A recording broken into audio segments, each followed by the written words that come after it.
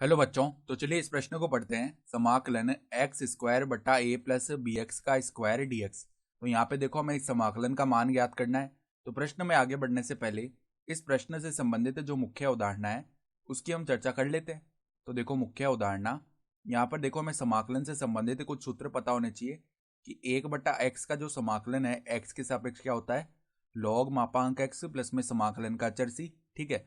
उसके बाद देखो, x की घात n का जो समाकलन होता है x के सापेक्ष, वो क्या होता है, x की घात n प्लस एक बट्टा में n प्लस एक प्लस में समाकलन का चर सी। और यहाँ पर n का जो मान है वो -1 नहीं हो सकता। ठीक है।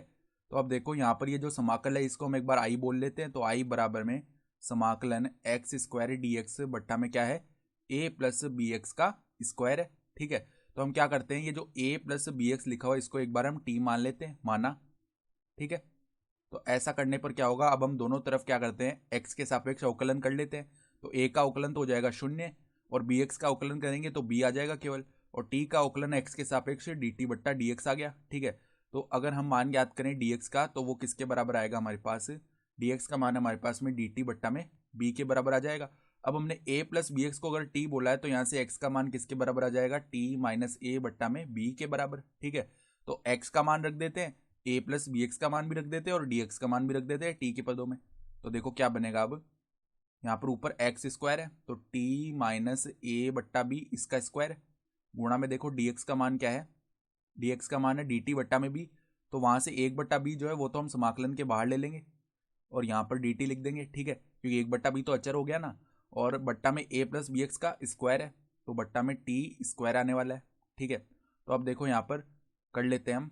तो एक बट्टा बी तो बाहर है, फिर यहाँ से एक बट्टा बी स्क्वायर भी बाहर आ जाएगा तो एक बट्टा बी स्क्वायर भी बाहर आ गया, और अंदर क्या बचेगा, टी माइनस ए का स्क्वायर बट्टा में टी स्क्वायर।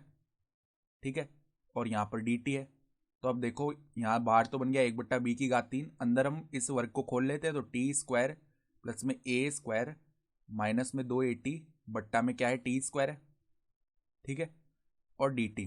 तो अब देखो, पदों को अलग अलग करके यहाँ पर हम समाकलन कर पाएंगे। तो आई बराबर क्या आ जाएगा, आई बराबर में एक बट्टा बी की घात 3 तो बाहर है, और यहाँ पर हम पदों को अलग अलग करके लिख देते हैं। तो टी स्क्वायर बट्टा टी स्क्वायर एक हो जाएगा, यानी कि यहाँ पे डी टी ये बन जाएगा। ठीक है। फिर देखो, प्लस में एक बट्टा बी की घात 3, ये साथ साथ गुणा होगा। फिर देखो ए स्क्वायर बट्टा टी स्क्वायर, तो ए स्क्वायर तो बाहर आ जाएगा। ठीक है। तो ए स्क्वायर बाहर आ गया और समाकलन हो जाएगा डी टी बट्टा में टी स्क्वायर। ठीक है। फिर देखो आगे माइनस का पद है, तो माइनस में एक बट्टा बी की घात 3, यहाँ से 2 तो बाहर आ गया।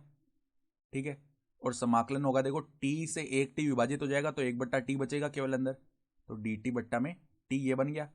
तो अब देखो, यहाँ पर समाकलन करेंगे तो टी बट्टा में बी की घात 3, फिर एक बट्टा टी स्क्वायर का समाकलन एक्स की घात एन वाले सूत्र से कर लेंगे। इस टी स्क्वायर को ऊपर लाएंगे, टी की घात -2 बन जाएगा, तो इसका समाकलन -1 बट्टा टी आने वाला है। तो माइनस ए स्क्वायर बट्टा में देखो बी की घात 3 और यहाँ पे एक बट्टा टी ये बच गया। फिर देखो -2a बट्टा बी की घात 3, और इसका समाकलन करेंगे तो लॉग मापांक टी प्लस में समाकलन का चर सी, ये पद बन जाएगा। तो अब टी का मान रख लेते हैं। टी हमने क्या माना था, टी हमने माना था a प्लस बी एक्स के बराबर।